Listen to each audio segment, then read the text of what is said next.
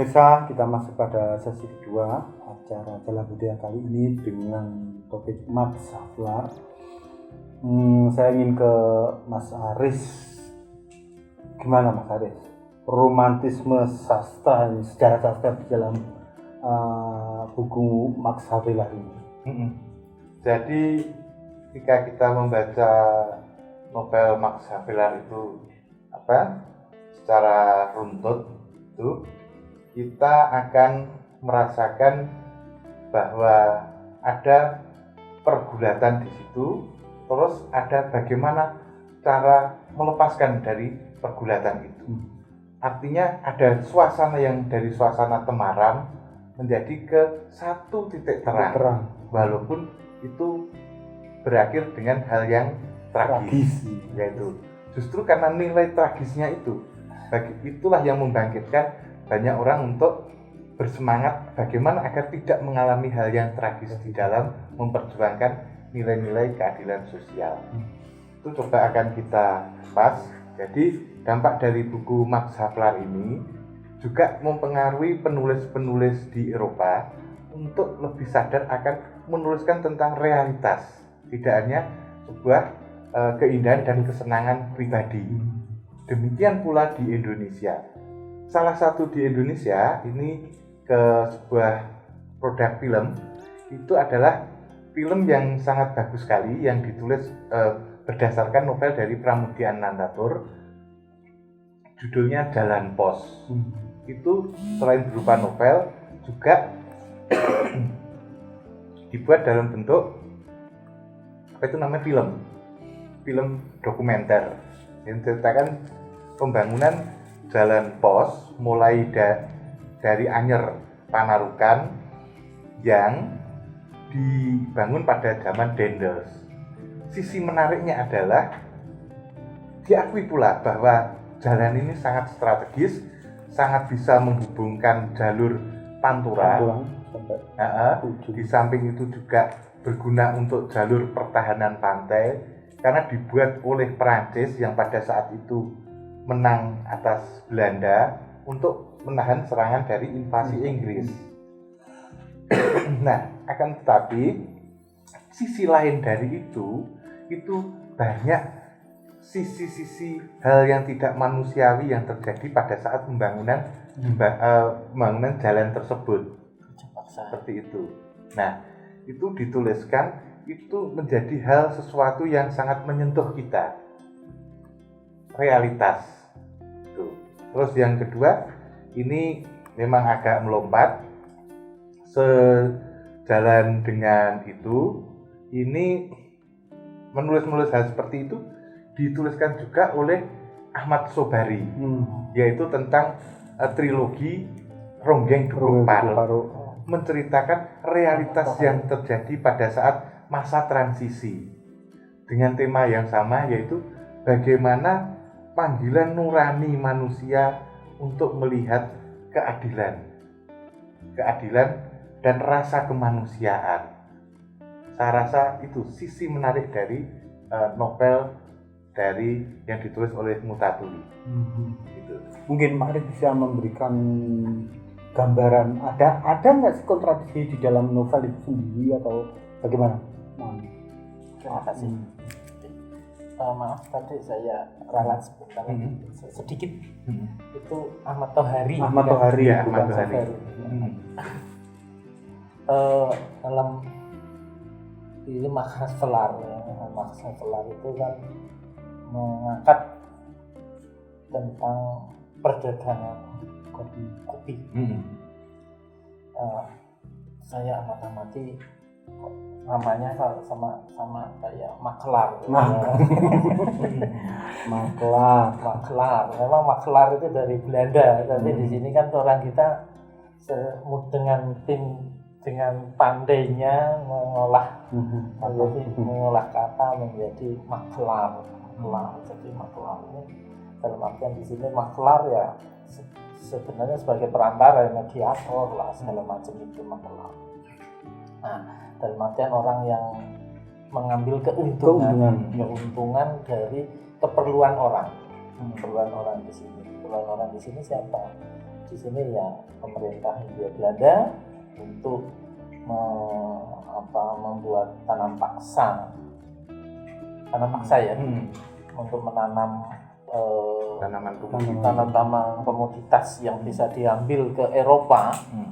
Pada makelarnya siapa? Makelarnya ya bupati itu ya, bupatinya itu, dan jajarannya itu, dalam artian yang tadinya seorang Demang menjadi seorang bupati yang notabene mungkin warnanya jadi ditambah gitu kan, biasanya dia soal kebablasan itu untuk ininya.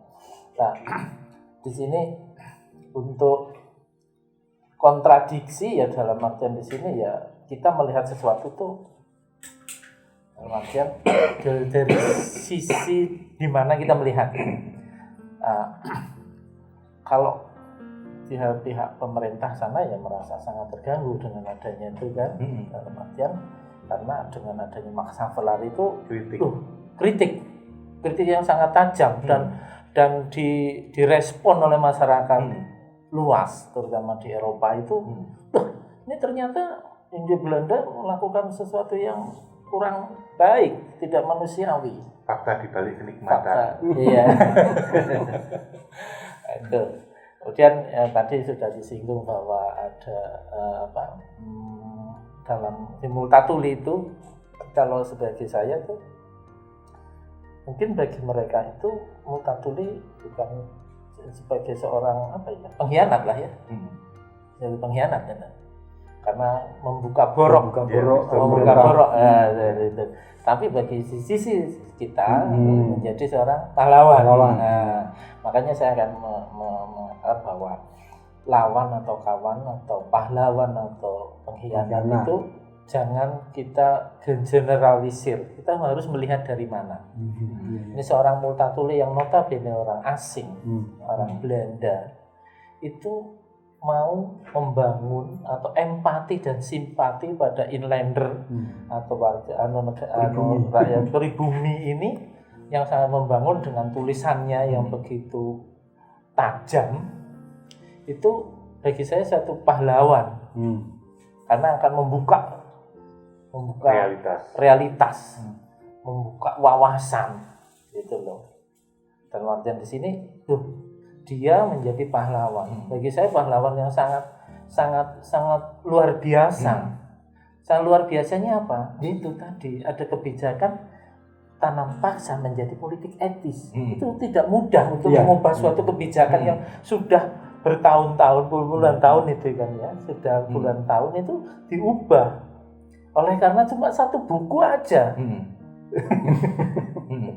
Iya kan? Nah, di sini. Nah, jadi makanya kita melihat sesuatu itu ya, kita harus melihat itu secara holistik. Jadi melihat sesuatu itu secara menyeluruh. Jadi jangan suka langsung menjudge bahwa ini salah, ini benar, ini salah, ini benar. Hanya melihat pada sepotong. Jangan sepotong dulu. Dalam artian ya kadang orang memangnya, ini dia orang asing pasti jahat. Jangan dulu, nanti dulu. Orang asing kalau mau membangun negara kita, kenapa tidak? Daripada orang kita tapi yang merongrong kita, lah ini. Dari situ. Jadi harus melihat. Umpamanya kayak saya sekarang tanda tanya besar.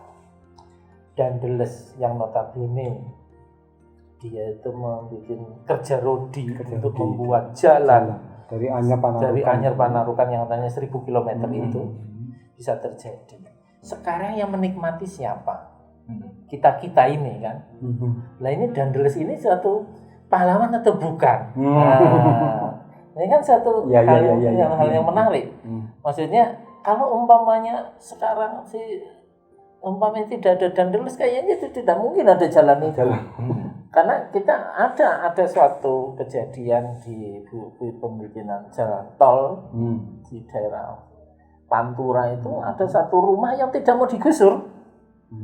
Dia di antara jalan tol. Nah, gitu lah. Padahal jalan tol itu ya memang oke lah punyanya swasta dalam artian, tapi kan untuk kepentingan umum gitu loh. Dia kan berarti kan lebih mementingkan diri sendiri. Nah, di sini. Jadi semangat untuk membangun negeri ini yang sangat kita hormati dengan adanya Max Havelaar. Makanya saya suka sekali Garda TV dalam Jala Budayanya ini mengangkat Max Havelaar dalam rangka memperingati 160 tahun penulisan buku. Penulisan buku dari Multatuli ini untuk melihat Max Havelaar itu yang bagaimana. Jadi seberapa jauh peran dari Max Havelaar dari si Multatuli itu dalam membangun peradaban. Saya pikir saya rasa ini suatu peradaban karena ada sistem itu tadi kan yang berubah itu dari peradaban yang tadinya tanam paksa menjadi etis. Politik etis ini sangat suatu yang sangat brilian, ide yang sangat brilian dalam dia tidak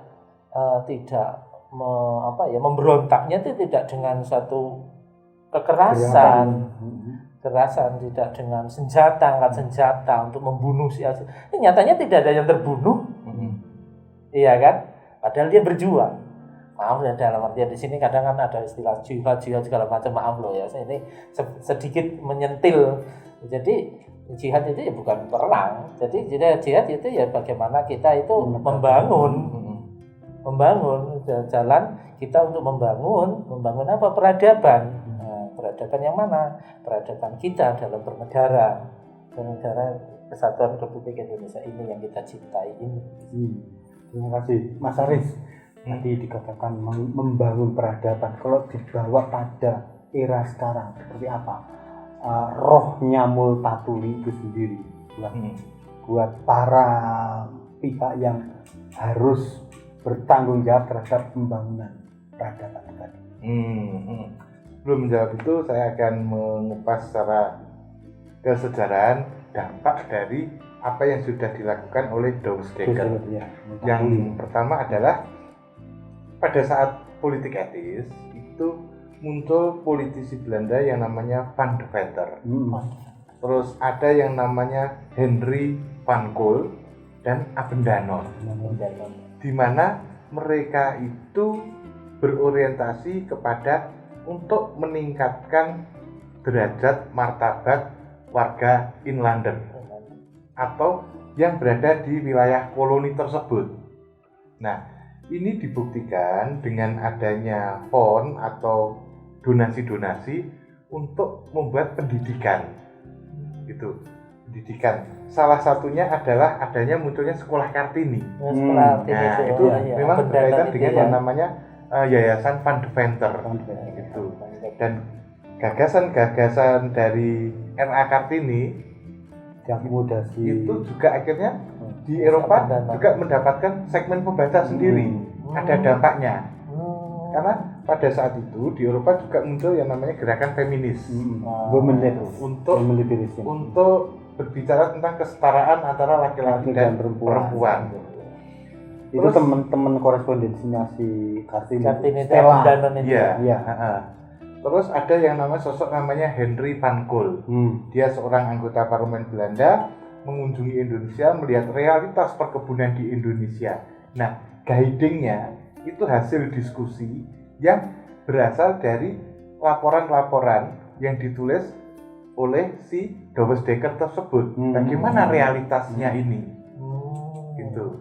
Artinya ada semacam sebuah tindakan praktis, tidak hanya mendengar, bercita-cita, tapi melihat faktanya.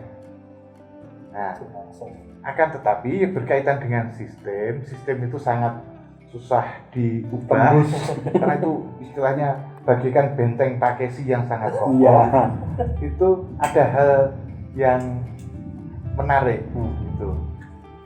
Ya, berkaitan ini nanti mungkin bisa kita sambung. Oke, terima kasih Mas Aris. Baik pemirsa, kita akan lanjut pada sesi berikutnya, tetap di dalam acara Jala Budaya.